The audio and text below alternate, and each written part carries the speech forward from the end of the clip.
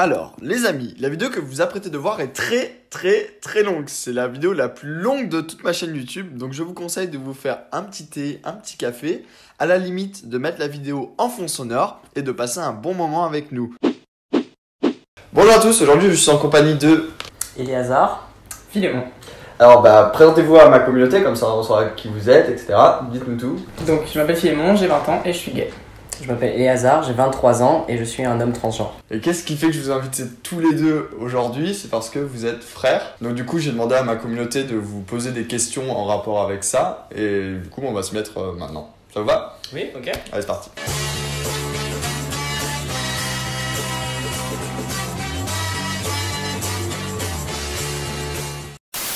Première question, où en est la législation pour avoir les papiers, etc. Quand on est une personne trans et qu'on a entamé sa transition, etc. Comment on fait pour avoir les papiers? J'imagine que ça doit pas être un truc qui est hyper facile. Ça a été facilité. Avant, il fallait aller au tribunal pour le changement de prénom et le changement du marqueur de genre, c'est-à-dire le F ou le M sur la carte d'identité. Maintenant, on peut changer son prénom en mairie. Les pressions qu'on peut subir en ayant un prénom qui est par exemple féminin, si on a une apparence très masculine, sont légitimes. C'est un changement de prénom légitime, donc on peut le faire en mairie. Par contre, pour changer de marqueur de genre, il faut aller toujours au tribunal. C'est de plus en plus accepté et facile, ou c'est toujours aussi difficile qu'il y a par exemple 10 ans, admettons? C'est beaucoup plus facile. Il reste des cas de transphobie même au sein des mairies. Il reste des cas de tribunaux qui refusent, qui font pression pour pas donner les papiers aux gens. Il y a beaucoup encore de cas comme ça, mais il y a beaucoup de militants qui se battent pour que ce soit plus facile. Et moi personnellement, quand j'étais allé le faire en mairie, ça s'est très bien passé, mais je pense que je suis juste très bien tombé. D'accord. Donc comment aider la transicité, comment réagir face à ça? Je pense que c'est plus pour toi la question du coup, comment réagir quand ton frère t'annonce que... Déjà, faut le prendre avec le recul, essayer de pas juger déjà au maximum et essayer d'oublier tout le reste qu'il y a autour et vraiment être avec la personne, en l'occurrence te soutenir, jamais, essayer d'être maladroit au début je n'osais pas forcément trop te poser de questions, je te laissais vachement...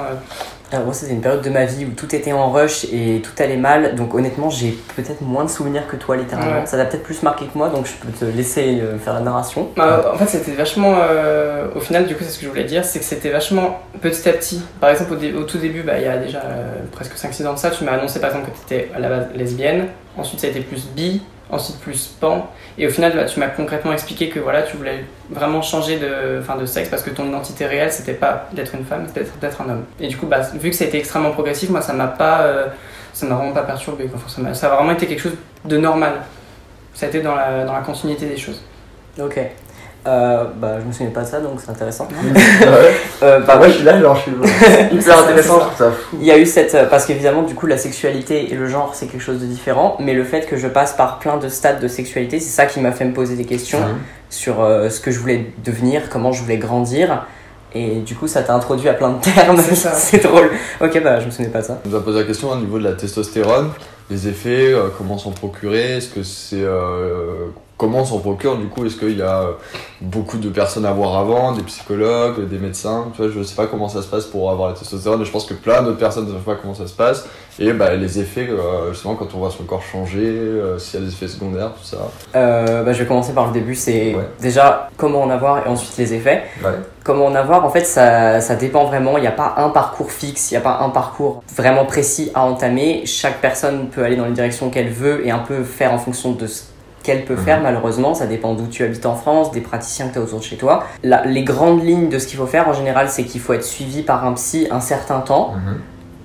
Et ensuite, ce psy te met en contact avec un endocrinologue, donc le docteur qui s'occupe des hormones, pour ceux qui ne savent pas ce que c'est. Et l'endocrinologue, du coup, reçoit le papier de ce psy qui est en mode oui, j'ai suivi cette personne, il a effectivement un trouble de l'identité au niveau du genre, il a effectivement besoin d'entamer une transition, tout ce qu'on veut. Et l'endocrinologue, du coup, commence avec toi, te fait faire en premier lieu des prises de sang pour que tu puisses voir si tu es apte à commencer la testo, des tests médicaux. Facteurs qui peuvent faire que tu ne peux pas en prendre, par exemple. Il y a des facteurs qui peuvent faire qu'il faut monitoriser. Oh, est-ce que c'est un mot ça? Il y a des facteurs qui font qu'il faut faire plus attention. D'accord. Mais il n'y a pas de contre-indication vraiment méchante. Parce qu'en vrai, il n'y a pas vraiment d'effet secondaire. Pas d'effets secondaires différents que si tu étais un homme cis, du coup un homme entre guillemets biologique comme vous deux, qui a une puberté. C'est vraiment juste une puberté. Et si tu n'as pas de problème pendant cette puberté, Ouais, ok. Bah, ce sera pareil. Ouais, voilà. Oui, du coup, le truc qui est pas top, c'est qu'il faut voir des médecins avant de pouvoir commencer ça. Donc ça peut être vachement médicalisant. Ça se trouve, si tu as absolument pas besoin de voir un psy, ça peut être saoulant qu'on t'annonce qu'il faut que tu fasses 2 ans de psy pour ça. Ça peut aller entre... Je connais des gens, ça leur a pris 4 mois de psy. Ça peut paraître pas grand chose, mais quand tu te sens déjà de base bien dans ta tête et tout, tu te dis bah, c'est chiant, j'ai pas envie d'y aller, j'ai envie que ça aille plus vite. Du coup, ça peut prendre entre 4 mois et vraiment plein d'années. Il y a un parcours, honnêtement, je vais les trash talk, mais je m'en fiche.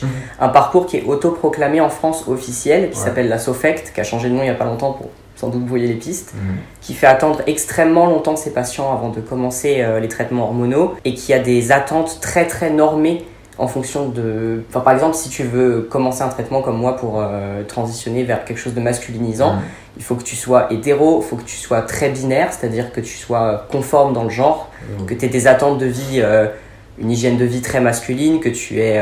en gros, il faut que tu sois hyper mascu. Sinon, on va te refuser le truc sous prétexte que t'es peut-être pas sérieux. Je sais pas, tu veux ce que c'est ta life en fait. Après, oui, c'est ça. Bah, c'est pour ça qu'ils sont très critiqués. Il y a des gens qui ont été suivis par la SOFECT et qui ont eu des résultats qui leur plaisaient. Mais c'est sûrement des gens qui sont dans un privilège qui ne leur permet pas de voir que d'autres gens peuvent en souffrir. En fait. Ouais, donc en fait, admettons, tu fais attention pour devenir homme et que tu veux être gay, tu peux pas en fait. C'est ça. Selon eux en fait. Moi, on m'a mis j'ai été chez eux, je ne le savais pas parce que je suis vachement en dehors de tout ce qui est communauté, etc. Enfin, je l'étais. Donc je suis un peu tombé dans le panneau, j'ai vu truc hôpital, hyper encadré, machin, j'ai fait on y va, super, ça rassurait ma mère en plus. On m'a fait attendre 1 an et demi. Déjà 1 an de consulte, les consultes étaient vraiment pas qualites, c'était vraiment pas ouf. Et après 6 mois où on m'a dit en janvier, machin, vous recevrez votre ordonnance, on n'y voit pas d'inconvénient, machin, vous passiez en commission, genre carrément, il y a genre un conseil entier qui décide si t'es un homme ou pas, donc c'est pas ouf. Et on m'a fait attendre 6 mois, c'était la période où j'avais déménagé, c'est pour ça qu'il y a rien qui allait. Je me rappelle que c'était le premier déménagement, du coup on m'a fait attendre, il y avait rien qui arrivait, j'ai essayé de les appeler, j'ai dit qu'est-ce qui se passe, machin, et je suis tombé sur une secrétaire qui m'a dit l'endocrinologue émet des doutes, vous devez repasser en commission. Et là je me suis rappelé que j'avais pas dit au psy que j'étais bi/pan, mais que je l'avais évoqué à l'endoc et je me suis dit merde, c'est ça. Ouais, ça doit être. Putain, c'est sûrement ça. C'est horrible. Du coup, je leur ai dit vous me rappelez jamais, vous détruisez mon dossier, ça se trouve toujours, je m'en fous, je vous emmerde. Bref, et je suis allé, du coup, j'ai utilisé les tests sanguins que j'avais déjà effectués auprès d'eux. Je les ai emmenés chez un autre endoc à qui j'ai expliqué la situation. On me fait attendre, j'en ai marre, j'ai été suivi 1 an par un psy. SVP, faites-moi commencer. Le mec, il a dit je suis habitué aux gens comme vous, je récupère les pots cassés de ces mecs-là depuis des années. Je vous fais commencer. Et le mois suivant, j'ai commencé. Horrible. Quand t'as juste une envie, c'est d'être à l'aise dans ton corps et qu'on te fait attendre pendant 1 an et demi, ça va se mettre une torture. C'est ça, en fait, c'est un peu, je sais pas si c'est conscient ou s'ils sont juste très peu professionnels, mais on te pousse dans tes retranchements. Pour être sûr à 100%. Donc on prend le risque que la personne fasse une bêtise. Moi, je suis pas suicidaire, je l'ai jamais été, mais imagine quelqu'un qui est déjà vachement fragile. On prend des risques énormes pour la santé de la personne pour potentiellement être sûr qu'il n'y ait pas une erreur. Mais au final, l'erreur, elle va être plutôt commise par la personne que par la prise de testo. N'importe quoi. Je trouve ça très con, leur manière de faire, en tout cas. C'est très con, ils sont très critiqués par la communauté trans en France. Et encore, moi je suis un mec trans, donc ça va. Mais avec les femmes trans, donc les personnes qui sont assignées hommes à la naissance, qui vont vers un traitement féminisant, c'est 1000 fois pire. Moi je trouve ça incroyable qu'ils puissent encore faire ça en fait. Ça m'étonne qu'il y ait pas de gens qui gueulent. Il y a plein de gens qui gueulent, mais du coup ça reste au sein des personnes trans. On se fait peu entendre en extérieur, il y a peu de gens qui couvrent ça.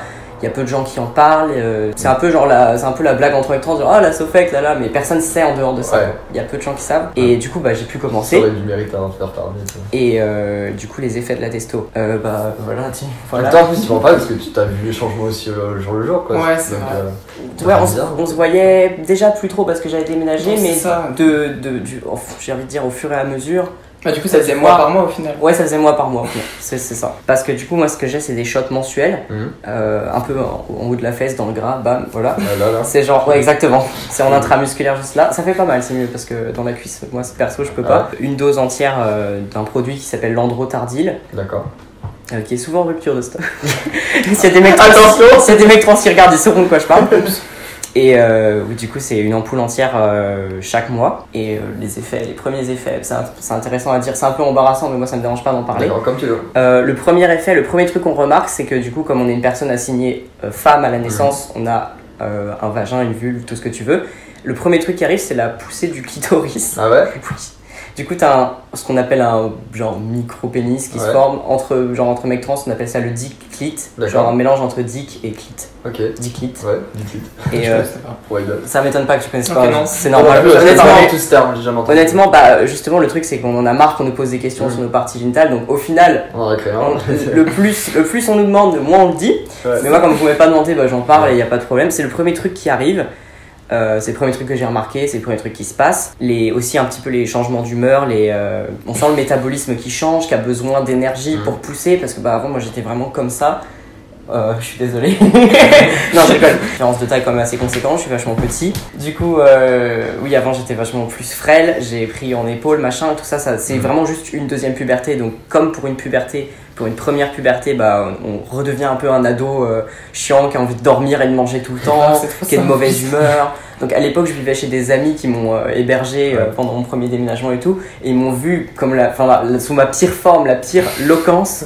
Genre j'étais vraiment, je voulais dormir, manger, je faisais des siestes, plusieurs siestes par journée, enfin c'était terrible, mais ça je pense que c'est juste moi. Ouais, mais après tu t'habitues, enfin après ça t'arrive plus je pense. Mais est-ce que c'est à vie qu'on prend ça ou à un moment tu commences à en produire par toi-même? Bah en fait on appelle ça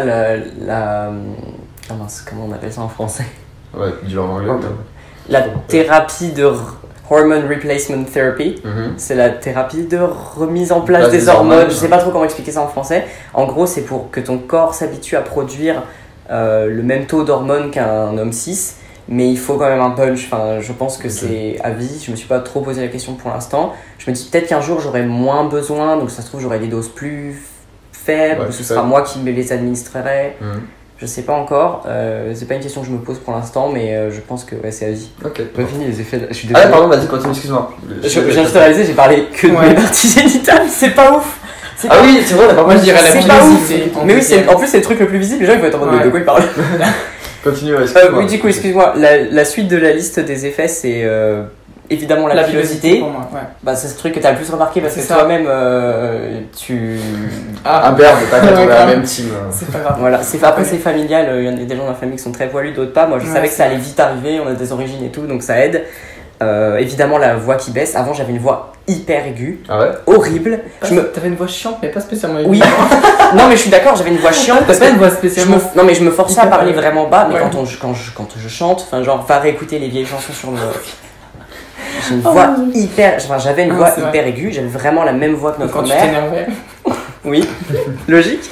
Et ma voix a vraiment baissé. Il y a une phase transitoire où c'est vraiment, t'es en train de muer, t'as la voix qui part en couille exactement comme vous, c'est vraiment pareil. Ça m'arrive encore des fois quand je parle et quand je suis hyper dans un truc, que je m'énerve et tout, ma voix elle fait c'est horrible. La répartition des graisses c'est important aussi parce que j'avais pas exactement le même visage avant. Ouais, la structure du visage. La structure du visage change. Bien plus carré, je crois. Ouais, en fait ça se vide ici, ça plus de menton, j'ai l'impression. Plus de menton. Non mais genre c'est plus fourni, enfin, après c'est la barbe. Je pense que c'est la barbe parce que dès que je me rase j'ai à nouveau une tête d'enfant. Mais moi le truc qui m'a surtout marqué c'est les épaules, mais les épaules qui s'élargissent. C'est les graisses se stockent ailleurs en fait. Ouais. Du coup, le torse, avant quand j'avais pas encore fait mon opération du torse, du coup t'as la graisse qui est au-dessus de la poitrine qui se vide, donc t'as la poitrine qui tombe, enfin genre il y a vraiment une répartition différente qui se fait. T'as genre des pecs qui poussent en dessous de ta poitrine. D'accord. C'est pour ça qu'après quand tu fais l'opération c'est un peu plus pratique si t'es hormoné. Après il y a pas d'obligation d'être hormoné pour faire l'opération du torse, mais je trouve ça plus facile parce que le torse est déjà défini, donc le mec il sait où aller, il sait quoi faire. J'ai grandi d'un pied, je trouve que c'est la petite note d'humour, genre j'ai vraiment juste grandi d'un pied. Ah ouais. Voilà, c'est tout, c'est les effets. Oser en parler avec la famille. Comment ça se passe quand on sent qu'on a le besoin de changer de faire sa transition tout simplement. Ouais. Comment ça veut dire ça? Je pense que c'est beaucoup plus pratique. Ouais, je cherche mes termes des fois, je t'avoue. Juste transitionner, faire sa transition. Il y a un verbe, c'est trop cool. Je transitionne. Ouais, je prends peut-être pour toi, mais je pense que c'est plus facile quand t'as vraiment. Comme il est maintenant, je pense que c'est plus facile à la limite de le faire comprendre aux gens. Parce que c'est vrai qu'avant ça devait peut-être pas être évident pour les autres de comprendre au tout début. Ouais, maintenant j'ai plus besoin de le dire. Les gens, genre par exemple à mon taf là que j'avais, mon précédent taf, j'ai jamais eu besoin de le mentionner parce que les gens se posaient même pas la question. C'est ça. Et je passais juste pour un mec gay parce que je parle vachement avec mes mains, machin, j'ai une voix parfois assez aiguë, j'ai une sensibilité qui fait que les gens me catégorisent comme gay, ce qui est aussi un problème. Ah ouais. C'est un problème comme pour vous et moi, enfin genre, je travaillais avec des enfants et on me disait ouais t'as vachement de sensibilité, machin, je suis en mode c'est normal d'avoir de l'empathie, ça devrait pas être une chose considérée féminine. Du coup, ouais, C'est vrai, ça, c'est énervant. Ouais, c'est énervant. Mais oui, c'était plus dur avant, par exemple, avant de commencer la testo, mes premières années de fac, machin, où je devais rayer mon nom sur la liste d'appels, là, le remettre à chaque fois quand les profs refusaient, ou alors envoyer des mails aux profs, Ça, expliquer aux élèves. Ça, Ouais. c'est nul, quoi. Ouais, c'est hyper compliqué. C'est plus dur avant, ouais. Est-ce que vous trouvez que le milieu gay est plutôt transphobe? Franchement, ouais, je trouve qu'il y a pas mal de. Je trouve qu'il y a pas mal d'efforts à faire. Ouais, non. Il y a des trucs que j'entends des fois ou que je vois, ça qu'il y a pas mal de. Genre de mecs qui sont en mode gay, lesbienne, bi à la limite, et le reste, ça n'existe pas. Ouais, tout ce qui Et est ça, j'aime LGBT+, pas. queer, machin. Ouais, ça, le truc, c'est LGBT, mais les 2 premiers on sait, le reste OSEF. C'est ça. C'est un peu triste. Ouais, moi je peux parler d'expérience que quand j'ai essayé de faire des rencontres un peu, aller vers des mecs qui sont cis gays, du coup comme vous, des mecs entre guillemets biologiques, c'est pratiquement impossible. J'aime pas le terme biologique, hein, mais je l'utilise en vulgarisation. Okay. J'ai l'impression d'être avec 2 petits enfants, mais je suis désolé. Je me prends carrément comme ça en fait, parce que j'apprends plein de trucs, je suis comme un C'est gamin, mon métier, je suis habitué. Je trouve ça cool. L'heure du compteur a sonné. C'est ça. Je trouve ça juste grave cool. Et du coup, ce que je disais, c'est quand j'essayais de me rendre dans des milieux un peu pour faire des rencontres, que ce soit dating ou autre chose plus intime ou quoi, c'est pratiquement impossible d'avoir un dialogue avec un mec cis gay. Ah ouais. J'ai vraiment. Alors les seuls qui sont corrects que j'ai réussi à rencontrer, au final, on est devenus potes parce que j'étais tellement surpris d'être avec des gens vachement bienveillants et tout que j'avais pas envie de date ou quoi que ce soit, j'avais juste envie d'être pote avec eux. Donc au final, ça friendzone, mais je suis avec des gens de confiance. Ouais, sinon le reste du temps, il y a vraiment des questions. Parce que j'aurais pensé, tu sais, qu'il y a de la maladresse par exemple, tout, mais je pense que la maladresse, ça devait intéresser quand même les gens. Je pense pas que dans le milieu gay il y aurait de la transphobie. Enfin, j'en ai. Dans mon entourage, en tout cas, j'en ai jamais vu en tout cas. La maladresse, c'est pas un problème en soi. Enfin, il y a des gens pour qui ça peut être rédhibitoire. Des gens qui sont transphobes, où ils font exprès de poser des questions pour faire mal à la personne, j'en connais pas personnellement. Ah bah moi je peux dire, j'en ai rencontré plein. Il y a un extrême entre guillemets positif qui est très négatif, on va parler d'un extrême positif et un extrême négatif. L'extrême positif c'est oh trop bien, j'adore les trans, j'ai toujours voulu rencontrer un trans, j'ai envie d'une expérience avec un trans, machin. C'est trop bizarre. En soi, la personne est enthousiaste, mais c'est de la fétichisation, c'est vraiment fétichiste, c'est pas ouf, donc ça, poubelle. Et l'extrême inverse, c'est j'ai pas envie d'être avec une fille, c'est plutôt clair que je suis gay, ça m'intéresse pas, t'es une fille, machin. C'est poubelle aussi. Du coup, les 2 extrêmes sont terribles et j'ai rencontré les 2, donc. Putain, ok. Et entre deux, il y a parfois des gens qui sont un petit peu, comme tu dis, maladroits.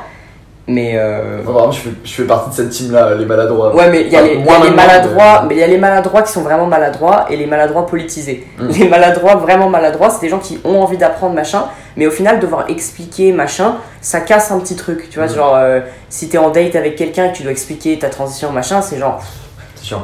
T'as pas envie de parler de ça, t'as envie de découvrir la personne et t'as pas envie de te faire voir juste comme un trans en fait. Non, bah non. T'as envie de. Au final, justement, je suis aussi artiste, je suis aussi prof, là on parle d'autre chose. Tout ça, même si la personne, même si la personne est intéressée à des vraies questions et tout, ça retire une espèce d'authenticité à la rencontre, au dialogue et tout. Mais en soi, c'est pas un problème. Et c'est genre ce type de personne avec qui j'ai dû du coup parler machin, je deviens ami avec en général parce que du coup, je me suis désintéressé de la partie dating parce que ça m'a un peu rebuté d'en parler, même si ces questions n'étaient pas maladroites ou méchantes ou mal intentionnées.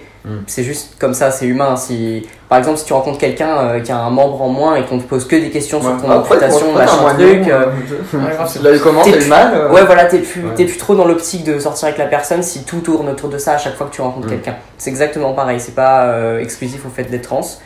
Et il y a les questions maladroites politisées, c'est les gens qui sont en mode mais est-ce que tu penses que finalement le genre, changer de genre, transitionner, ce serait pas une façon de te conformer à la société, machin truc. Des gens qui... Mais ta gueule. Ouais, franchement, les gens qui vont débattre avec ton existence et qui en soi ont envie vraiment d'un vrai débat et qui sont intéressés, mais toi t'as juste en mode j'ai envie de chill, je m'en fous. Je te connais pas plus que ça. Oui, c'est ça, genre... J'ai vu une fois Adrien Lavega, c'est un youtubeur trans, qui a joué dans Les Engagés de la saison 2, et à un moment il y a un journaliste qui commençait vraiment à lui parler de sa transition, etc. Et le mec il dit non mais attendez, j'ai pas envie de vous parler de ça, je vous connais pas, j'ai pas envie de réduire le fait que je suis une personne trans. C'était pendant un truc de presse vis-à-vis de son rôle. Non, des deux quoi, tu vois, mais j'étais en mode mais dire bah j'étais en mode mais on peut pas dire ça, tu vois. Et en plus Adrien sur scène t'es en train de dire mais j'ai pas envie de vous parler de ma vie privée comme ça, c'est un truc perso, enfin voilà quoi. Je trouve que c'est encore plus embarrassant parce que ce mec là il est acteur et artiste. C'est triste parce que du coup on réduit son art à ce qu'il fait de sa vie privée. C'est même pas ça, c'est genre limite le mec s'en battait les couilles qu'il joue dans la scène, il veut juste savoir ça fait quoi d'être trans quoi, tu vois. Lis des livres, mec, je sais pas, enfin renseigne-toi sur le web, mais laisse Adrien tranquille, tu vois. Laisse Adrien tranquille. Non, mais quand j'étais là, tu vois, j'étais grave. J'étais énervé pour lui en fait, parce que je sentais, tu vois, que dans ses yeux, genre ça allait partir, tu vois, puis vraiment, c'est parti quoi. Parallèlement, c'est comme si toi, imagine demain tu réalises un court-métrage de bâtard, t'as grave travaillé pendant 1 an et tout, et on arrive au truc, et le premier truc qu'on te demande, c'est alors ça fait quoi d'être gay, avec combien de mecs t'as couché, machin. C'est exactement la même chose. N'importe qui serait saoulé, donc c'est pas exclusif à nous, c'est juste, avant de nous poser des questions, les gens doivent réfléchir, est-ce que vous poseriez cette question à un inconnu, est-ce que vous la poseriez à vous-même? J'ai oublié ce que je disais, mais j'ai une autre anecdote. C'est il y a pas longtemps, j'ai vu un vieux souvenir Facebook d'un truc que j'avais partagé qui date d'il y a 1 an, sur lequel je disais avant, quand on me rencontrait, on me demandait pourquoi j'avais les cheveux verts, parce qu'à une époque j'ai eu des cheveux colorés. On a tous fait ça. Non, pas toi, mais non, toi t'as fait au moins 20 couleurs. C'est vraiment culture queer, on est tous passés par là. Ouais, mais là, genre avant les gens. J'ai vraiment fait un accent. Avant, les gens te demandent pourquoi tu as les cheveux de cette couleur-là, qu'est-ce que tu fais comme études, quelles sont tes passions. Et ensuite, c'est plus le cas parce que maintenant j'ai un passing, c'est-à-dire une apparence qui fait qu'on me catégorise direct comme une personne cis. Les gens pensent pas que je suis trans. Clairement. Mais avant, quand j'étais un peu dans cet entre-deux, quand j'étais en train de transitionner, c'est-à-dire il y a 1 an, les gens me posaient des questions sur ma transidentité. Donc j'étais plus Éléazar, j'étais le trans, tu vois. Ouais, c'est chaud. Mais en plus, vu que tu fais très mec, je me dis, est-ce que t'as vraiment besoin de dire que t'es trans en fait au final? Non, maintenant je le mentionne pas parce que déjà c'est dangereux. Et ensuite, c'est pas le genre de truc qu'on mentionne comme ça. Genre, j'arrive à un nouveau taf, je fais bonjour, je suis transgenre, ça a pas de sens. Quand on connaît pas, par exemple, tu sais, on a toujours l'impression que justement les trans ont besoin de dire qu'ils sont trans alors qu'en fait non. Mais dans le milieu, alors, on entend souvent les trans machin, et les trans ils disent toujours qu'ils sont trans parce qu'ils sont fiers machin et tout. Alors que j'ai pas vraiment l'impression que ce soit le cas, tu vois, mais j'ai souvent entendu ça. Les gens qui ont besoin de dire qu'ils sont trans et qui le disent, c'est par besoin de visibilité. Parce que comme on disait, dans la communauté, rien que la communauté cis-gay, L, G, ça passe, le reste, OSEF. Donc les trans arrivent en mode, on est quand même sur l'acronyme, on est T, on est là, on existe. Du terme depuis longtemps. C'est ça. Bah oui. Non, bon, c'est LGBT, j'arrive pas à le dire entier. LGBT+, si on oublie, au moins on met plus. Vous êtes toujours dans le T, quoi. Enfin, vous êtes dans les 4 termes LGBT en tout cas. Les personnes trans, c'est intéressant de le dire parce que c'est le mois des fiertés. Les personnes trans, c'est les personnes qui ont lancé les droits LGBT en Occident quand même. Genre en Amérique, c'est les personnes trans. Bon, à l'époque, c'était des appellations différentes. C'était les personnes travesties, les personnes transsexuelles, etc. On va y revenir du coup. Les drag queens, c'était les femmes trans, toutes ces personnes-là qui ont lancé, qui étaient les plus à risque et les plus vénères du coup, et qui ont lancé toute cette bataille en fait pour l'acceptation de toutes les lettres de LGBT+. D'accord. Du coup, c'est intéressant de rappeler que non, on n'est pas une invention nouvelle, on est là depuis super longtemps. Sous d'autres noms, sous d'autres cultures, on a toujours été là. Vous êtes dans le terme LGBT. C'est ça, depuis Stonewall, depuis 40 ans. Mais même depuis bien plus longtemps, depuis. Ça a toujours existé, je pense. Depuis le début de l'humanité, comme l'homosexualité, la transidentité a existé. Oui, je pense qu'il n'y a pas que depuis 40 ans que les gens se sentent pas à l'aise dans leur corps de base. Ouais, d'un seul coup, les gens sont en mode. En fait, ça fait que 40 ans que finalement on se dit, bon. Ça fait 50 même. Là, c'est le 50e anniversaire, je crois. Ouais, ça va faire 40-50 ans sûrement. Je crois que c'est en fin 70 ou 80. Ouais, c'est ça. Surtout les femmes trans. Nous, les mecs trans, on n'était pas encore là.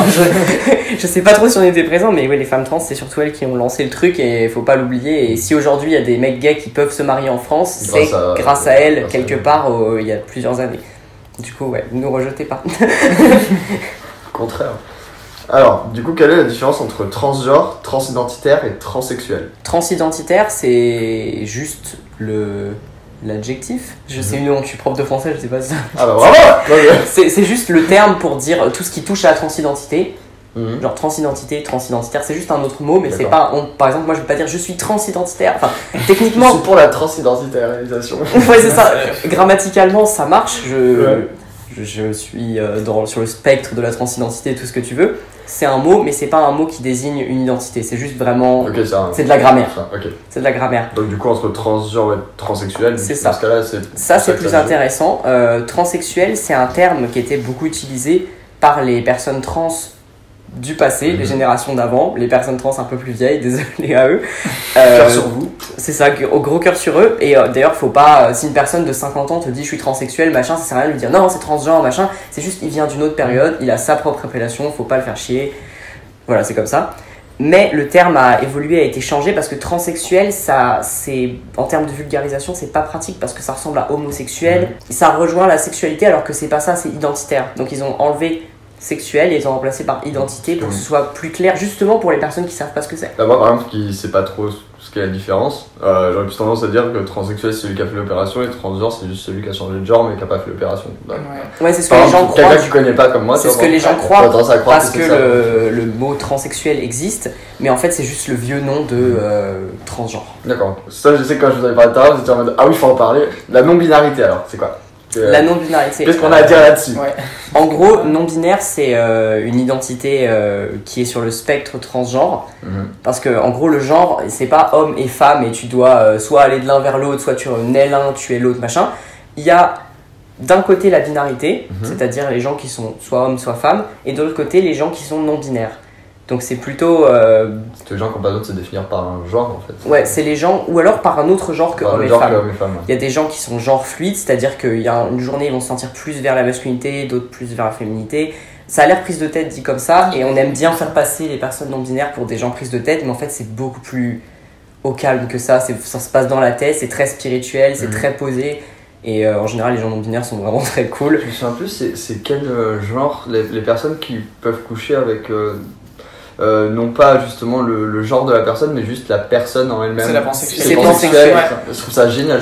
Pansexuel, ouais, c'est ça, abstraction du genre et du sexe. Exactement. Très bien, putain. C'est super bien, je trouve, cette sexualité. Du coup, par exemple, si tu as envie d'inclure les personnes non-binaires dans ta sexualité et que tu veux le dire explicitement, tu peux dire bi parce que bi c'est un vieux terme comme transsexuel en soi.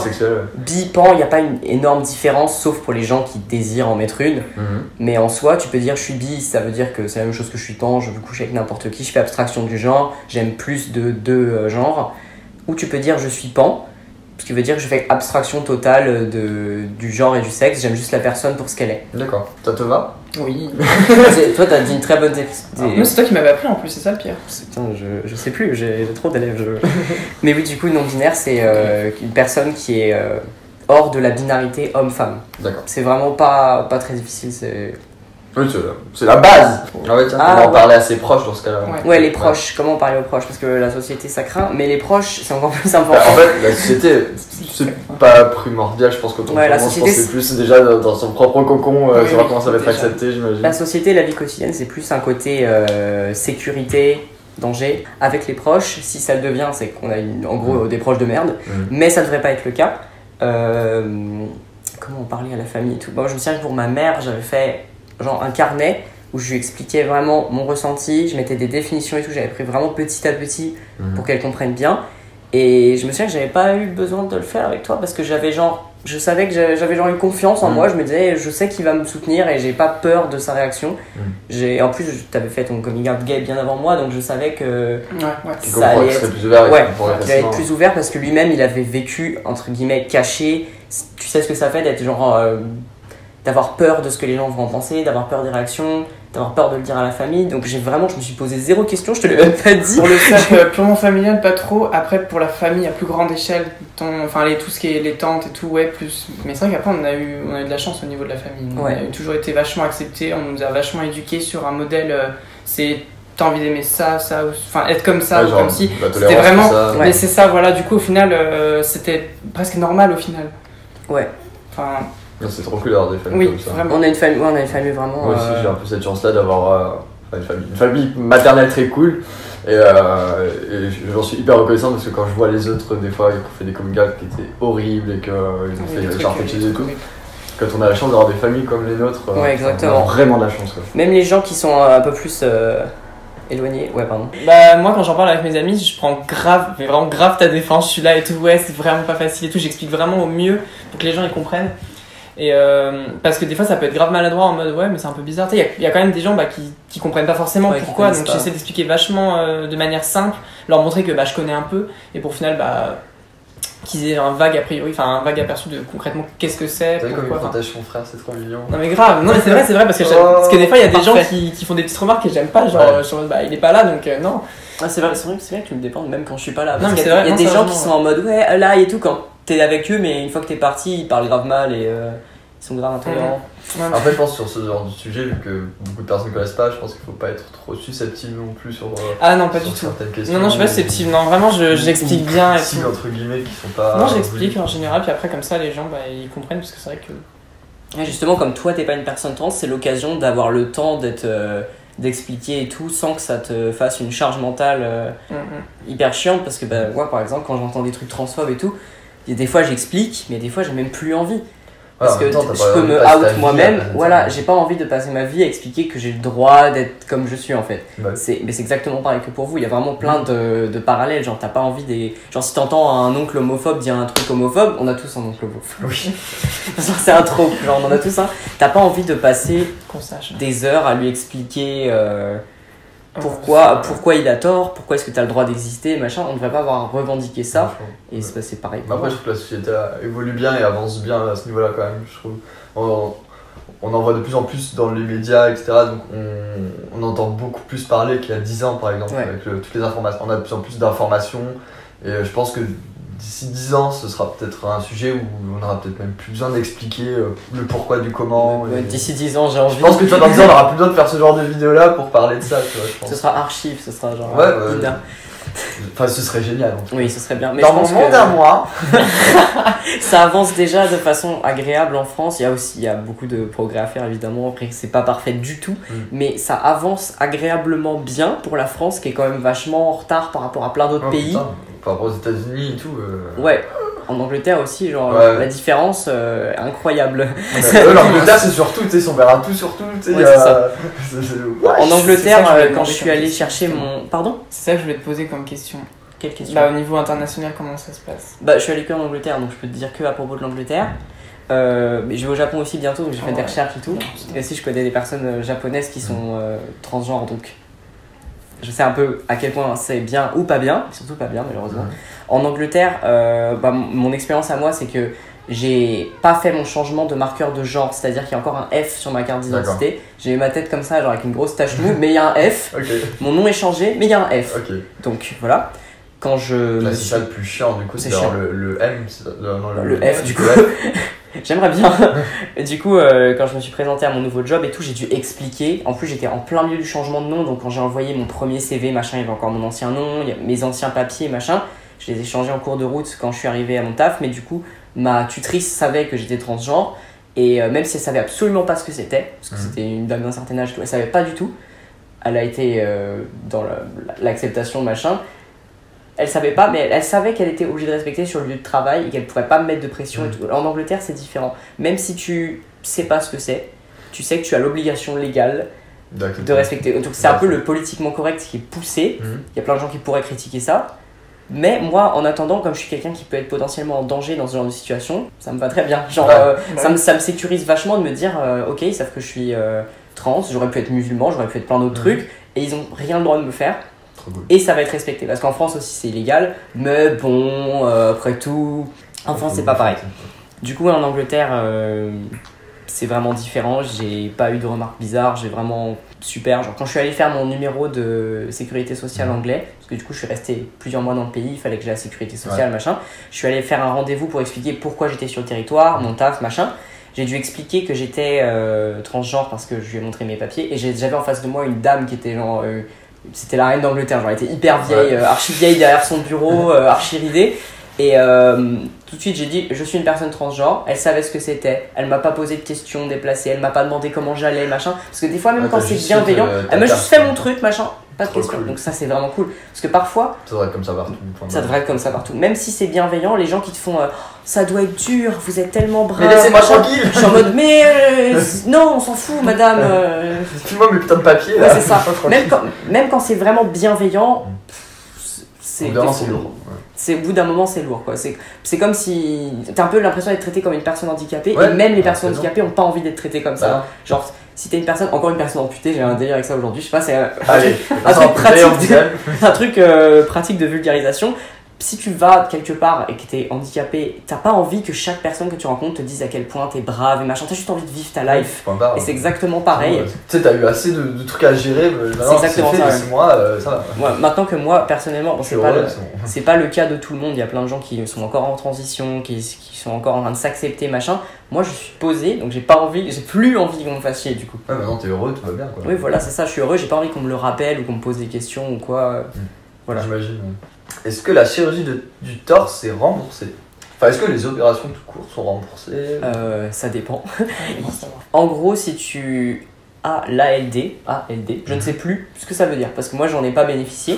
Ça veut dire qu'en gros tu es en maladie longue durée, donc en gros tu es considéré comme malade, ce qui est vachement pathologisant et pas terrible parce qu'en soi tu n'es pas malade, mais tu as tout qui est remboursé, c'est-à-dire le psy, les OP, machin. La testo. Moi la testo est personnellement remboursée par la sécu déjà, donc c'est bon.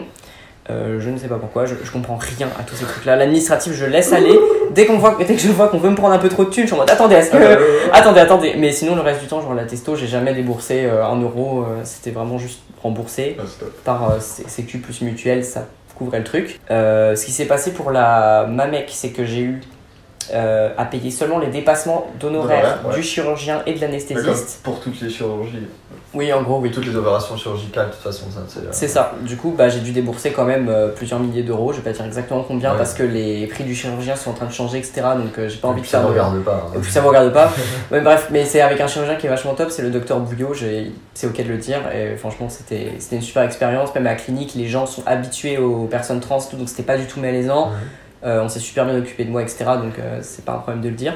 Mais oui, du coup, faut s'attendre à payer quand même. Tout est remboursé, sauf les dépassements d'honoraires. Ouais, mais les dépassements d'honoraires peuvent être bien chambés. Ouais, bien sûr. Mon mec s'est fait opérer les genoux parce qu'il avait des problèmes aux genoux. Et, il a dû payer aussi. Il a dû payer, je crois, 800 ou 900 balles par genou à cause des dépassements d'honoraires. Par genou, ouais, d'accord. Ouais, c'est à peu près. C'est assez cher. C'est à peu près ces bails-là. Mais bon, c'est déjà cool que tu aies toute la partie qui est remboursée parce que si tu payes aussi la chirurgie, à mon avis, faut avoir bien 10 000 balles de côté. Ouais, c'est ça. En gros, si j'avais rien du tout de remboursé, j'en aurais eu pour genre quelque chose genre 6 000 euros. Sans compter la clinique donc. Ouais, laisse tomber. 6 800. T'aurais fait ça aux États-Unis, t'aurais douillé ta race. De ouf. Et en plus, pour un résultat pas ouf. Ouais, probablement. Est-ce que tu penses que ce serait mieux qu'on élève les enfants sans genre ou pas? Je pense que c'est impossible et ça reviendrait. Élever un enfant sans genre, ça revient à lui assigner un genre quand même. Lui assigner de la non-binarité, c'est pas possible. Donc, puisqu'on ne peut pas assigner de base un genre, si on élève un enfant en lui disant toi t'es une fille et que l'enfant se révèle d'être en fait pas une fille, ça ne marchera pas. Si on élève un enfant en lui disant tu es non-binaire, ça marchera pas non plus. Mais je pense que quand les gens élèvent un enfant sans genre, il y a un peu des polémiques autour de ça, c'est ce que les gens extérieurs comprennent. Ils disent ils obligent leur enfant à être non-binaire. Non, je pense pas que ce soit ça. Je pense que élever un enfant sans genre, dans la plupart des trucs, et ça je pense qu'il faut aller juste regarder le documentaire sans avoir envie d'écrire un commentaire avant d'avoir vu la vidéo. Il faut juste se poser et réfléchir. En fait, l'enfant est élevé sans injonction, c'est très dur à dire, sans injonction au genre. C'est-à-dire que l'enfant va être élevé selon ses propres choix. L'enfant va se définir lui-même, on va pas lui imposer un terme, des pronoms ou des jouets, des ressentis à avoir. Par exemple, si tu as un enfant qui est assigné garçon à la naissance, donc on pourrait dire un petit garçon, les parents vont peut-être se limiter sur les termes genrés, vont peut-être toujours dire c'est mon petit garçon machin, mais ils vont peut-être se limiter sur les soit un bonhomme tu pleures pas, les garçons ça pleure pas, ou les filles ça fait la dinette. Voilà, les trucs clichés. Les trucs voilà, en fait je pense que ça vise plutôt à réduire les clichés et à donner plus d'empathie à l'enfant, de laisser l'enfant se définir comme lui il a envie, et c'est ce qu'il faut faire. Je pense que là, toujours avec les enfants. Avant que ça j'avais vu un super reportage sur la transidentité chez les jeunes. Justement, ils avaient suivi des enfants qui ne se sentaient pas à l'aise dans leur corps dès 9-10 ans. Et en fait, avant qu'ils fassent leur première puberté, ils ont commencé la T ou l'inverse. Avant qu'ils soient. On peut pas commencer la testo avant d'avoir genre sa première puberté, mais par contre, c'est des bloqueurs d'hormones. Parce qu'ils disaient justement que ça permettait en fait qu'il n'y ait pas trop de transformation du corps. Pendant la première puberté en fait. C'est ça, c'est des bloqueurs d'hormones. En fait, les bloqueurs, c'est pour les enfants qui ont entre moins de 11 ans, je crois. Ouais, moins de 11 ans, qui sont avant leur première puberté. En gros, on bloque les hormones de la première puberté, ça n'a aucun effet, c'est complètement réversible. Si par exemple l'enfant il se dit non, en fait je veux avoir ma première puberté, machin, c'est complètement possible d'arrêter et il n'y aura pas d'effet secondaire. C'est juste c'est un processus en gros qui bloque cette puberté pour pas que l'enfant ait à souffrir de dysphorie de genre. D'accord. Après, c'est un film que j'ai vu il y a très longtemps. Oui, non, c'est normal de se dire, c'est médicalisant, donc de quoi? Il y a une petite américaine qui a fait ça. Oui, il y a une petite américaine qui est assez connue pour ça justement. Bah non, mais c'est bien, moi ça me passionne le sujet, donc c'est ok. Donc la jeune de Linda Woodson, je sais pas quoi. Corey Mason. Je la connais pas. Est-ce que c'est celle qui a les cheveux roses? Alors non, elle est trop craquante. Justement, c'était un enfant qui avait autour de, je crois, mais très jeune, 8-9 ans, qui a commencé la transition et au final, à l'âge de 15-16 ans, c'était complètement une fille. Ah, c'est cool, c'est que ça montre, genre ça marche bien, qu'elle a eu ce qu'elle voulait. Après, il y a un truc qui est dangereux aussi, c'est que même si un enfant genre n'a pas l'opportunité d'aller sur ces bloqueurs d'hormones, etc., si les parents par exemple sont pas ouverts et tout, pour les femmes trans c'est beaucoup plus dur parce que la puberté d'une personne assignée homme elle est plus forte, genre la mâchoire, le corps, les muscles, la façon, là où va la graisse et tout, donc c'est beaucoup plus dur pour une femme trans de ressembler genre aux stéréotypes d'une femme cis. C'est pour ça qu'il faut être genre moins dur avec l'apparence des femmes trans. Les femmes trans sont très critiquées. Il y a beaucoup de gens qui sont en mode oh elle est pas bien faite machin. On parle pas d'un Playmobil, on parle d'une femme et ça reste des femmes malgré tout, tu vois. Donc ça, je suis surtout vénère sur la façon dont les femmes trans sont traitées. Je sais pas si c'est déjà vu. Ça s'entend de temps en temps. Genre, oh, t'as vu celle-là? Oh mon dieu, mais ça se voit tellement. Ça se voit tellement. Mais c'est pas grave que ça se voit en soi. Ça se trouve, la femme elle est hyper heureuse comme ça, elle a plus envie de changer des trucs, tu vois. Donc ça se trouve, elle aime bien sa mâchoire et ses gros sourcils, tu vois. Elle est en mode bon, je vais rester comme ça. Il faut pas, absolument polisser le corps des personnes trans. Un terme que j'entends souvent, c'est genre, ça y est, depuis que. Les trans, c'est plus la même, hein. Qu'est-ce qu'elle se la pète et puis t'as vu le nom qu'elle s'est donné, ça se voit tout de suite que c'est une trans, machin. Tu peux pas dire ça, ta gueule. C'est de la jalousie, je pense. Je sais pas de la jalousie, mais genre, juste ta gueule. Je sais même pas comment dire ça, t'as juste me dire, tais-toi. C'est odieux. Ouais, c'est grave odieux. Oui. Bah, il y a un peu la même chose avec les mecs trans en mode oh, il a choisi un nom ridicule, machin, et les hasards. Il a choisi un nom ridicule ou il a changé, ou je le reconnais plus, machin. Mais c'est peut-être parce que tu as connu la personne qui était tellement au plus mal que tu as du mal à accepter la personne qui va mieux. Je sais pas, c'est bizarre. Probablement. Je sais pas comment ça se passe dans la tête des gens après. Tu vois, mais... Non, je sais pas non plus, mais c'est vachement respectueux. J'ai éduqué à la tolérance et au respect des gens, donc du coup, à part aussi des fois je suis maladroit, je suis toujours très bienveillant envers les différences et les gens. Et... Ça, mais la bienveillance, ça se sent, comme je t'ai dit plus tôt, ça se sent tout de suite. On sait tout de suite. En tant que personne trans, on est tellement habitué, on sait immédiatement si une question va être intrusive ou maladroite sans être intrusive ou juste bienveillante mais quand même un peu intrusive. Enfin, il y a un mélange d'un peu tout, mais on sait toujours et tout de suite si la personne nous veut du mal ou non. Et c'est ça le principal, parce qu'on est clairement... Non, pas du tout, voilà, absolument pas, 0%. Alors, vous deux, vous êtes safe. Encore dans la zone de prise. C'est ça, le truc c'est... Coucher avec une personne trans, moi je sais que personnellement ça me dérange pas. Enfin si je rencontre un mec qui me plaît et que 3-4 heures après il me dit au fait voilà je suis trans et tout, bah tu me plaisais avant que tu me le dises, donc bah je m'en fous. Après j'ai jamais fait, donc je sais pas comment va se passer notre sexualité ou quoi, j'en ai aucune idée, mais en tout cas tu me plais, donc tu vois moi ça me, je sais que c'est un truc qui me bloquerait pas plus que ça, juste ça va être une découverte c'est sûr, mais je serais ouvert à la question en fait, tu vois, je serais pas en mode ah t'es trans, c'est marrant.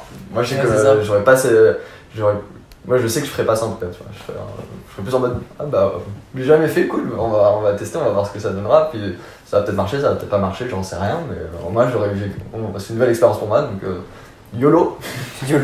Absolument, bah, ça devrait être comme ça toujours. En fait le truc c'est que si une personne te plaisait avant, tu peux jamais deviner qui est trans et qui ne l'est pas en fait. C'est vraiment genre les gens qui disent ah ouais moi j'aime les hommes mais pas les hommes trans, c'est très hypocrite parce que tu ne peux pas deviner. Et ce que tu veux peut-être dire par là, ce que la personne pourrait vouloir dire, c'est je suis vraiment révulsé par les personnes qui ont des vagins. C'est valide. Tu peux pas forcer une personne à coucher avec quelqu'un qui a un vagin si ça le dégoûte vraiment. Mais à ce moment-là, c'est pas la personne trans qui le dégoûte. C'est le côté vagin, peut-être les souvenirs que ça peut lui apporter. Il y a beaucoup de mecs gays, cis-gays qui ont été obligés d'aller avec des femmes, etc. Ça peut leur rappeler des souvenirs qui sont horribles. Et la personne trans en face, qui a reçu des injonctions, peut totalement le comprendre. Mais il y a façon de dire ça. Genre si tu dis non, moi je couche pas avec des mecs trans, ce que tu entends c'est transphobie. Si tu dis tu me plais ou je ne peux pas deviner qui est trans, je sais pas, Par contre, une personne qui a un vagin, pour moi, ce serait pas possible. Ça pouvait être une personne non binaire aussi qui a un vagin, pas forcément un homme. Genre, même chose avec des personnes, des filles lesbiennes par exemple, qui peuvent être complètement révulsées par les personnes qui ont des pénis. Bien sûr. Si une personne. Surtout si une beaucoup fille... de lesbiennes. Hein. Bah, d'un côté oui, mais d'un côté non, parce qu'il y a beaucoup de lesbiennes qui utilisent des jouets qui ont des formes péniennes et tout. Pourquoi est-ce qu'un vrai pénis de femme, du coup d'une femme trans, serait plus gênant, tu vois? Oui, c'est vrai, j'ai pas vu ça. En somme, En gros, si tu es gay et que tu aimes les hommes, il n'y a pas de raison pour laquelle tu n'aimerais pas un homme trans, parce qu'on est vraiment des hommes. Si c'est le vagin que ça peut gêner. Oui, mais après, si tu as vraiment très envie d'être avec une personne et tout, je suis désolé, tu peux faire abstraction, à moins d'avoir vraiment un trauma de ouf, et j'ai pas envie de cracher sur les gens qui sont vraiment traumatisés. Il y a vraiment 1000 moyens d'avoir une sexualité épanouie, il faut juste sortir un petit peu de sa zone de confort, des normes. Mais après, il y a beaucoup de gens qui sont en mode oh, mais les trans, on n'a pas envie de. Arrêtez de nous obliger à coucher avec vous. Là. Après, on est en mode non, je vous jure que c'est vraiment pas le cas. Surtout toi, si tu viens de dire un truc transphobe, tu es la dernière personne sur la liste. Du coup, ouais, c'est beaucoup moins prise de tête que ça en a l'air. On n'est pas des monstres de foire, on n'est pas des hermaphrodites, on a juste une sexualité très banale, comme plein de gens, ou peu banale, ça dépend vraiment des gens. Il y a autant de façons d'avoir une intimité et des relations sexuelles qu'il y a de gens trans. C'est juste que c'est moins dans nos codes en fait. Pour ceux qui connaissent pas, c'est juste pas dans le code et du coup ça peut effrayer parce que c'est différent ou qu'on connaît pas. Ouais, ça. Mais si la personne est bienveillante et a derrière la tête vraiment l'optique d'être avec une personne, ça bloque pas. Non. Les gens qui sont au final t'es trans donc je suis plus intéressé, c'est des gens qui cherchaient vraiment du sexe potentiellement, surtout dans le milieu gay, tu vois. Ouais, j'osais pas le dire, mais moi j'ose, tu vois. Tu peux te le permettre. C'est là-dessus, tu vois. Ouais, c'est ça. Donc, mais toi, vraiment, ça te dérangerait pas non plus. Si tu rencontres un garçon. Si demain tu rencontres un mec qui est hyper beau et tout, c'est genre Vincent, mais genre il te dit ouais, en fait, je suis trans. Non, je pourrais pas, moi. Ah, toi, ça te dégoûte? Non, moi, c'est pas du dégoût, c'est vraiment que je suis. Bah, comme vous avez dit, c'est une certaine zone de confort, mais après, c'est ce qu'on peut vraiment me blâmer pour ça. Non, c'est vraiment. J'aime ça, tout. Après, je fais pas chier, je suis pas spécialement. Donc, t'es vraiment axé, genre, sur les parties génitales de la personne sont importantes aussi pour toi? Bah. C'est pas mal, hein? Non, mais dans le rapport sexuel, forcément, oui. Après, pour la personne en tant que telle, au quotidien, bah, ça se voit pas, donc non, mais. Moi, je pourrais pas trop, perso. Je sais que le pénis c'est important quand j'ai mes relations sexuelles parce que je suis gay et j'aime ça. Donc si je fais ça avec une personne trans, qui est un homme trans, mais qu'il n'a pas de pénis, moi je vais. C'est ça. Peut-être tu peux en mettre un tout. Oui, mais même avec les substituts. Peut-être tu peux en avoir plus. Après, il y aura moyen de faire une substitution ou quoi. Tu vois. Oui. Mais je sais qu'au début, de dire ah, mais j'ai pas l'habitude, ça, comment ça marche déjà. Tu vois ce que je veux dire? Ça fait un peu une nouvelle expérience. C'est ça. Bah, je serais pas contre l'idée. Après, faut se rappeler qu'on est comme n'importe quelle personne qui pourrait ne pas avoir de pénis, que ce soit parce que tu es né assigné femme à la naissance, que ce soit parce que tu as perdu ton pénis dans un accident ou quoi que ce soit. Il y a toujours des façons. Il y a toujours des façons, et si les personnes ont vraiment envie d'être ensemble, ça fonctionnera. Que ce soit pour juste un coup d'un soir ou pour une relation à longue durée, il y a des façons de faire, et si les personnes ne se prennent pas la tête et n'ont pas vraiment de traumatisme vis-à-vis des parties génitales d'un sexe ou l'autre ou quoi que ce soit, ça marchera, il n'y a vraiment pas de problème. Donc ta transition, comment s'est passée? Parce qu'il y a une personne qui est trans et qui est FTM et qui a peur du rejet des autres. Donc, quel conseil tu donnerais à quelqu'un justement qui fait sa transition mais qui a peur d'être rejeté des autres par rapport à la transformation qu'il va subir, tout ça? D'abord, je pense que c'est important de laisser du temps aux gens, parce que si les gens peuvent rejeter en premier lieu, ma mère elle a complètement flippé et tout, elle a dit je t'aime et tout, mais je comprends pas, j'ai peur, machin. Les gens qui sont vraiment bienveillants et vraiment dans l'amour, en premier lieu, c'est normal qu'ils aient peur, qu'ils flippent, qu'ils comprennent pas. Faut laisser peut-être quelques mois à la personne, ça dépend vraiment des gens, ça dépend de comment tu connais la personne. Il y a des gens qui auront besoin de 2 semaines, il y a des gens qui auront besoin de 2 ans. Il faut laisser du temps aux gens, mais sans non plus se mettre soi-même en danger, se rendre triste soi-même. Donc, en premier lieu, les gens qui sont vraiment importants pour soi, style les parents, certains amis, certaines personnes de la famille, certains proches, il faut peut-être leur laisser un petit peu de temps. Parce que, comme pour n'importe quelle déclaration, si demain tu dis au fait je vais vivre aux Philippines pendant 5 ans, il faudra laisser du temps à la personne d'accepter. C'est une nouveauté qui arrive comme ça. Voilà, c'est une nouveauté, c'est pas un drame, c'est une nouveauté de la vie, comme ça pourrait être autre chose. mais du coup faut laisser un petit peu de temps. Mais d'un autre côté, si on sent qu'il y a des personnes qui sont vraiment dans la haine directement ou dans la peur, mais une peur qui peut être potentiellement dangereuse, il faut pas hésiter à se protéger et aussi se méfier des, enfin moi c'est mon conseil perso, se méfier des faux amis, des gens qui vont te dire ah ouais pas de problème et tout, et qui au fur et à mesure des mois vont prendre des libertés, vont te choisir des surnoms, vont pas forcément dire les bons pronoms. Ça vaut surtout pour les personnes qui commencent à transitionner, qui sont pas encore à l'aise, qui sont peut-être pas hormonés ou quoi. Ouais, parce que là, c'est Yel qu'on dit. T'as il, elle et Yel. Yel, c'est pour certaines personnes Yel, non binaires. ouais. Yel, si la personne te dit clairement, moi je suis un garçon, j'ai envie qu'on m'appelle il, et que tu continues d'appeler elle, ou même que tu utilises Yel, ce qui serait probablement une fisse de puterie énorme, parce que d'ailleurs tu connais le pronom, mais tu décides d'utiliser un autre néo-pronom. Une fois, c'était donc, physiquement, c'était une fille à mes yeux, mais il fallait appeler il. Et il y a des moments, j'avais des bugs dans mon cerveau en fait. Il me l'a dit, du coup, qu'il fallait que je dise il, mais des fois j'avais des bugs. C'est normal, c'est que tu es confronté à quelque chose de nouveau. Et dans ces cas-là, un petit aparté, c'est intéressant. Si vous mégenrez une personne et que vous réalisez et tout, ça sert à rien d'être en mode excuse-moi et tout, je suis désolé, c'est difficile pour moi. Un petit excuse et tu te corriges est très bien.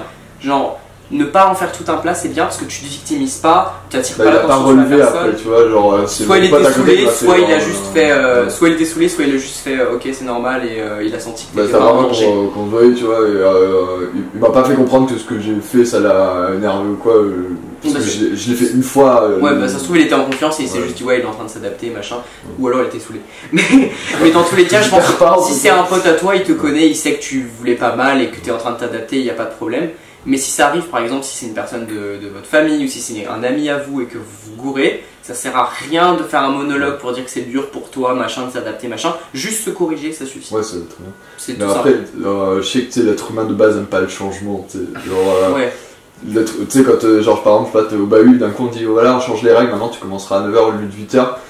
Tu sais, t'as toujours direct un truc genre bah non. Tu vois, oui, l'être humain n'aime pas le changement, donc il s'y accommode. C'est pour ça que c'est normal de prendre un petit moment, et c'est pour ça que je dis c'est normal de laisser aux gens un petit peu de temps, mais qu'il faut quand même se protéger et pas oublier de se mettre soi à l'aise. Genre, faut vraiment, quand on est trans, c'est dur à dire, mais faut pas s'adapter aux autres, faut que ce soit les autres qui s'adaptent à toi, parce que plus tu t'adaptes, en fait, les gens qui sont autour de toi, tu leur donnes ça, tu te dis ouais bon, je leur donne un peu de marge, c'est nouveau pour eux, machin, ils vont prendre tout ça direct. Évidemment, bah oui. Mais c'est genre, que ce soit conscient ou pas, les gens, tu leur dis ouais non c'est ok si tu m'appelles elle de temps en temps, machin, ils vont t'appeler elle tout le temps. Bah oui, évidemment. Faut vraiment être carré, respectueux mais carré, pas se laisser faire, se méfier des faux amis, comme j'ai dit, les gens qui vont être direct hyper acceptants et où ça va te faire une bouffée d'euphorie, tu vas te dire oh putain je suis accepté et tout, et qui quelques mois plus tard vont te dire en fait tu fais chier avec tes trucs, on comprend plus rien. C'est dégueulasse. Il y en a beaucoup. Presque le truc.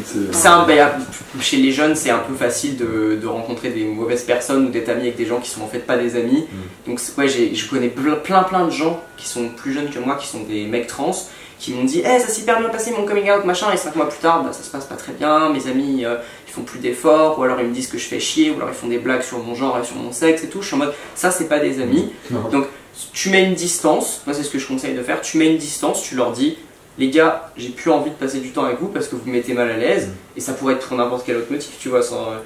Si par exemple t'es un pote, imaginons t'es le seul mec noir dans un groupe de blancs et ils font tout le temps des blagues de singes, de bananes et tout, bon ok ça c'est un peu extrême. Mais genre, au début t'es en mode ouais, c'est un exemple qui marche. Si vous ça passe parce que vous êtes mes potes, ça me fait rire, au bout de genre 5 mois, t'en as ras le cul. Et si tu leur dis les gars, j'arrête de vous voir, vous changez d'attitude, ou alors j'arrête complètement de vous voir. Et puis voilà. Voilà. Donc ouais, vraiment se méfier des faux amis qui prennent un peu trop la confiance sous prétexte qu'ils sont soi-disant des alliés machin. Ne pas, genre dès le début essayer de bien s'entourer, c'est important, parce que plus vous laissez les trucs s'engrainer, plus ça va être difficile pour vous de couper les ponts. Alors si vous arrivez à virer les personnes qui puent direct, ce que j'ai fait, après moi j'ai un cœur de pierre, j'ai tège 1000 personnes de mes amis Facebook, dès qu'il y avait un truc un peu chiant, j'étais en mode toi tu dégages, je suis grave comme ça. C'est cœur de pierre. Moi tu rentres trop facilement dans ma vie, mais t'en ressors aussi vite. Exactement. Je suis hyper amical, mais c'est aussi hyper facile pour moi de virer les gens s'ils font de la merde, et ou alors si on me fait un truc, genre je m'en souviendrai et j'analyse les gens. Et c'est un peu, c'est triste à dire, mais c'est un peu un truc de défense. Quand t'es trans, tu dois faire attention à un peu tout ce que les gens disent, machin. Est-ce que cette personne pourrait être potentiellement un danger pour moi, machin? Pour moi, ça va parce que je suis assez masculin, machin. Mais imagine les femmes trans. Est-ce que je peux sortir le soir avec cette personne? Est-ce que cette personne va vraiment me ramener en voiture? Est-ce que cette personne va pas en fait m'emmener chez les potes pour me tuer? Il y a vraiment un danger énorme. Après, moi, j'ai pareil, pas parce que je suis que quoi, mais parce que juste je me protège, parce que peut-être pas envie de souffrir, ou Ouais. j'ai envie d'être entre des gens sur qui je peux compter, tout simplement. Et j'analyse aussi toujours les gens avec qui je parle, surtout moi en plus qui avec YouTube a un peu de notoriété. Ouais, Du coup, est-ce que ces gens-là m'apprécient vraiment parce qu'ils m'aiment bien moi, ou juste parce que Ils ont peut-être je suis un peu vidéo, connu ouais. et du coup ils vont avoir droit à quelques avantages, ou est-ce que juste pour s'afficher à côté de moi à des soirées en montrant oui je connais Andrew Gray, des trucs comme ça, tu vois. Et du coup t'es tout le temps obligé aussi d'analyser ça pour te protéger toi-même, de te dire est-ce que je vais pas on va pas devoir me relever parce qu'on m'a fait une couille ou un Voilà, truc pute, exactement. tu vois. Donc en gros, ouais, On est obligé de se protéger tout le temps. se blinder direct, c'est important. Mais je pense que même quand t'es gay, ça doit être un peu pareil en soi. Parce que bah, y a beaucoup d'homophobie en France et il faut faire gaffe à qui tu dis. Est-ce Ouais, que tu cette filtres. personne-là c'est chaud ou est-ce que cette personne est safe? Il y en a une, c'est comment faire avec un frère transphobe, mais en même temps Comment faire avec un frère transphobe? Change de s'il y en a frère. pas. Change de frère, ouais. On va en chercher un substitution dans la rue en mode. tu veux qu'on devant Je vais être le frère transphobe de la vidéo. Non mais grave. Euh, Mais j'ai jamais. Je pense que c'est comme avec un frère homophobe ou Ouais. lesbophobe, ou bah si tu vois que ça marche pas au bout d'un moment, Ouais, bah, bah laisse lâche faire. juste ça. Évidemment, de toute façon, soit il finira par l'accepter par force au final, parce que bah, c'est la force des choses. Ça ou juste bah, les gens ils vont s'éloigner puis après. C'est vraiment, je pense que vraiment t'en as parlé longtemps pour rassurer la personne, etc. D'un moment, c'est ça, tu tu peux peux pas faire pas. un miracle et de la Tu magie. peux pas faire plus. Si tu vois que la personne elle est plus axée sur détester ta transidentité que t'aimer toi en tant qu'individu, il y a vraiment aucune excuse quoi. C'est ça. Changement d'angle, j'ai plus de batterie sur les caméras, ça devient insupportable. Voilà. Une personne transphobe, que ce soit la famille ou quoi, il y a transphobie et transphobie. Il y a les gens qui sont transphobes parce qu'ils savent pas et qui vont éventuellement dire des choses transphobes. Parce que même une chose qui est dite sans mauvaise pensée, ce sera transphobe, malheureusement. Mais il y a transphobie vraiment assumée de je te hais. Et le truc, c'est que une personne qui dit oui, putain, c'est ça que je voulais dire. En gros, mon motto de vie avec la transphobie ou l'homophobie, tout ce que tu veux, c'est que tu n'es pas obligé de comprendre quelque chose pour tolérer la personne. Genre, c'est important, même si c'est un truc que tu comprends pas du tout, de respecter. Ouais. Genre, tu es pas obligé de comprendre quelque chose pour Juste comprendre accepte ce que la te- personne a une vie et que la personne a de la valeur, en gros. Accepte ce qu'il te dit, le panda. Voilà, c'est ça. Non, pas de comprendre midi à 14h. Tu as le droit de te poser des questions, de remettre en question machin, mais tu n'as pas le droit de remettre en question la vie de quelqu'un. Ça doit rester un cheminement interne que tu fais. Tout comme si tu rencontres quelqu'un avec genre une culture différente de la tienne, c'est complètement normal de pas la comprendre. Mais ça veut pas dire qu'elle est inexistante. Genre si tu rencontres quelqu'un moins qui- bien. ou moins bien, voilà. Quelqu'un qui a une religion différente, par exemple, t'es en mode ok, j'ai aucune idée de ce que tu fous, je comprends pas ta prière, je comprends pas ton accoutrement, mais je te dois du respect. Ouais. Donc c'est exactement pareil avec une personne trans. T'es pas obligé de comprendre ce qu'il fait pour le respecter. Déjà qu'on est obligé de vivre tous ensemble. Donc essayons au moins au minimum d'accepter les autres et point barre, tu vois. Non mais Ça. déjà, tu sais, on est obligé de vivre dans une société avec des gens, t'as pas forcément envie, t'as des cons qui cassent les couilles, machin. Déjà que c'est assez dur comme ça. Même mais eux, il putain, faut les respecter. laissez-moi tranquille. Tu sais, genre, on s'entend, point barre, tu vois, genre, accepte C'est qui ça. je suis, ce que je T'es même pas fais, obligé de- cherche pas à comprendre. De t'entendre, genre si tu vois que la personne trans, tu t'entends pas avec pour des raisons humaines, même ça, tu es obligé de la respecter. Ouais.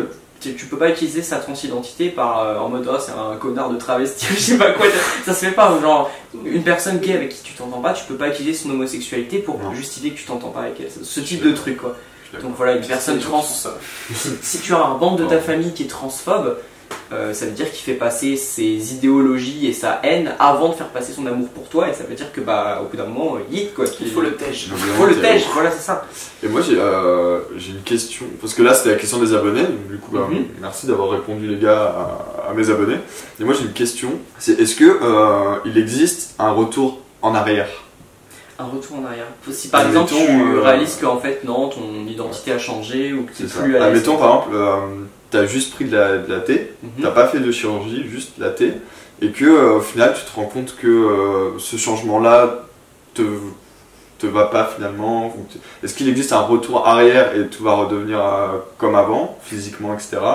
ou pas? Est-ce que c'est possible de retourner en arrière? Ça c'est la grande question, c'est genre une obsession absolue des gens, ils veulent savoir s'il y a un avant et un après, un peu comme si on allait tous changer d'avis. Donc c'est une question à prendre avec des pincettes, tu l'as très bien posée, mais c'est une question à prendre avec des pincettes parce que tout le monde est obsédé par ce retour arrière, potentiellement quelqu'un qui se serait trompé. c'est pas forcément un retour arrière. C'est-à-dire qu'il y a des gens, ils ont besoin de faire ce cheminement identitaire et de réaliser qu'ils avaient besoin de faire ça à un moment et finalement c'est pas leur truc et ils rechangent. Le genre c'est quelque chose de fluide, ça se trouve demain tu te sentiras en tant que femme et ce sera ok, tu vois. Non mais ce serait possible. C'est vraiment une question bête hein, en vrai, mais non mais tu l'as bien posé parce qu'il n'y a pas ce côté. C'est plus au niveau médical que dans ma tête que je me pose que psychologique. En gros, c'est pas psychologique genre dans la tête de la personne son genre comment il le sent. C'est juste médicalement parlant. Est-ce que c'est physiquement possible de re-être physiquement comme on était avant en fait. Mais pas dans la psychologie, juste médicalement parlant en fait. Médicalement parlant, enfin, si on prenait un crash test de la transition, en gros, la personne aurait toujours sa voix qui a mué. La répartition des graisses se refera, c'est-à-dire que si tu arrêtes la testo, tu vas avoir tes hormones type œstrogène et l'autre dont j'oublie toujours le nom, progestérone, je sais plus, qui vont revenir comme avant, donc petit à petit ça va se remettre en place. Du coup les poils vont sûrement dégager, si tu les rases ils repousseront pas au bout d'un certain temps, enfin ça va continuer de venir mais au bout d'un certain temps ça va se calmer, il restera la voix. Et t'as dit ouais une personne qui n'aurait pas fait d'opération donc non. Je suis une personne qui est américaine, qui est non binaire, qui a été sous testo pendant plusieurs années et qui ne ressentait plus le besoin de continuer la testo, qui avait genre mué et ça lui suffisait. Donc cette personne a arrêté le traitement hormonal mais n'a pas eu d'opération. Et il y a effectivement du coup ces graisses qui sont réparties différemment, son visage a rechangé, plus de pilosité faciale, mais toujours cette voix absolument iconique. Et ça lui va. Ouais, du coup c'est une personne très androgyne au final, donc c'est pas représentatif, tout le monde sera pas androgyne direct, mais la personne est heureuse comme ça. Et c'est pas pour autant, comme je te disais, qu'on doit parler de détransition. Non, c'est juste un cheminement. Mais c'était pas un truc. Tu sais, c'est vraiment. Ce que j'ai dit, c'était pas dans ce qui se passe dans la tête, hein, c'était juste purement médical. Je fais exprès parce que je vois déjà les gens dans les commentaires qui vont faire ouais, mais si la personne change d'avis, machin, c'est pas grave. Quand tu couches avec une femme et que tu réalises que t'es gay, tu changes d'avis. En soi, genre, tu te dis en fait, c'était pas mon truc, no big deal. Ça devrait être pareil pour le genre. Le genre, c'est pas une bête noire, c'est pas un truc horrible politique, c'est juste un truc que tu vis posé. Genre si demain j'ai envie de m'habiller en femme, je le ferai, tu vois, je m'en fous. Si demain je me sens comme ça... tu fais pas ça dans la société actuelle, tu peux pas faire. Si je sors à Paris en robe, je vais avoir des problèmes, oui, c'est clair, j'ai pas confiance, mais... Voilà. Bon du coup c'est cool, merci pour vos réponses à nos questions, et je vous souhaite plein de bonnes choses dans votre vie à tous les deux. Merci, c'est gentil. Bon voyage au Japon. Merci, ça va être top. Puis voilà, gros bisous à tous, bye. Au revoir.